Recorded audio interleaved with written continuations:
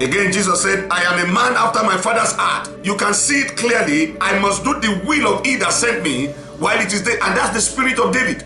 Hence, he was called the son of David. Those are evidence that he came from the lineage and the spirit of David was with him. Even though he was greater than David and still greater. John 5:30. I can of my own self do nothing. As I hear, I judge. And my judgment is just because I seek not my own will, that's meekness, but the will of him, of the Father, which has sent me.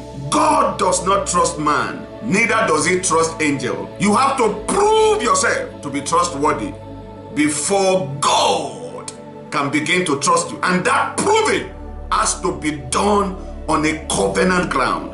I've done a number of teaching, I suppose, on covenant for you. Check the catalog, but let me give you a very short recap. Covenant is the language of spirits. Covenant is the language of spirit. Covenant is the language of spirit. Anyone that is not speaking covenant cannot relate to spirit, because covenant is the only platform wherein spirit can begin to trust you. It is only on the platform of covenant that what you say, you've sworn by an oath that you will not break it. He that sweareth to his own oath and changeth not.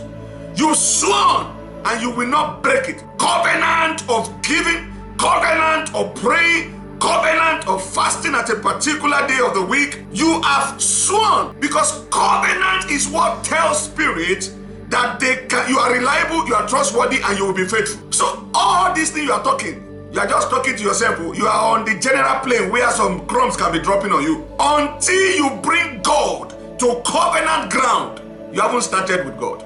What did I say, somebody? Until you bring God to the covenant ground, you haven't started. The evil forces you are dealing with, they are responding based on covenant altars. That's why they are called strongholds. No spirit, holy or evil, responds sustainably or at all without covenant responsibility. That's why the demons of some people's father's house and mother's house, uncle's house, will begin to afflict them. And you see, if you are from Africa, the priest of those demons knows that they just want you to do what? To do the rituals, to confirm to them that they can continue to serve you. Because without the rituals, you are telling the spirit that you are sacking them. That is how many of you have sacked the spirit of prosperity by not being faithful to the unrighteous mammon. You sack the spirit of divine health because you have not been faithful to the keys and the rituals of divine health. You want to be pregnant and break the yoke of barrenness. You are not faithful to the covenant keys to breaking the yoke of barrenness. Listen, child of God, I've taught you what is the meaning of spirituality. Who remembers the class? You can't forget that one. What does it mean to be spiritual? Spirituality. Yes, ma'am. The spirit is man communicating on the behalf of man to God, and a man communicating. You're right, but I need the accurate that will simplify it. Who wants to try? Okay, I want to try. Go ahead, please. To be spiritually means to observe the rituals to sanctify the spirit involved. Absolutely, clap for blessing. What does it mean to be spiritual? Spirituality is from two words combined, spirit and ritual. Spirituality means you are doing the ritual to attract a particular spirit. Every spirit you need is a grace. So there are rituals that we command them to abide with you. But there are people that does mild ritual to make that particular spirit to just meet their need once and go until the need comes again. I have taught you, you must become a spiritualist, a ritualist in Christ by the keys of the kingdom. What do I need to do to stay out of poverty? I've given you 8 rituals to do. If you are in a system where they appreciate tithe, pay it. Number 2, give to your prophet. Number 3, give to the poor. Number 4, give to your parent. Number 5, give your first offering. Don't delay it, all right? And check the catalog, you will see the rest because of time. Give, when you give in those 8 unique ways. But I've given you the first 5.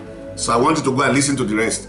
Your first fruit, your tithe, your worship offering, become partners to the gospel of Jesus Christ, favoring his righteous cause, give to your parents, Give to your prophets, give to the poor. I don't want to go down again because you get all the age, you won't listen. Go to the teaching so that you can learn. When you do those rituals, and when we talk about rituals, it's not something you are supposed to do once. You are supposed to continue to do it to create an atmosphere for that particular spirit to abide with you forever. This is how addiction comes to rapists, smokers, drug addicts, because they've done the rituals consistently, then the spirit tabernacles with them. In the same way, when you become a ritualist evangelist, one day the spirit of evangelism will tabernacle. You won't rest until you evangelize. When you become a ritualist intercessor, one day the spirit of supplication and intercession will rest on you. You won't eat until you intercede. This is what I'm talking about. When you become a ritualist giver, the spirit of giving will rest on you. Prosperity will pursue you everywhere because the spirit is now with you. Listen, ultimately, spirits are seeking bodies to occupy, to manifest on earth. Let's go on what we are dealing with today.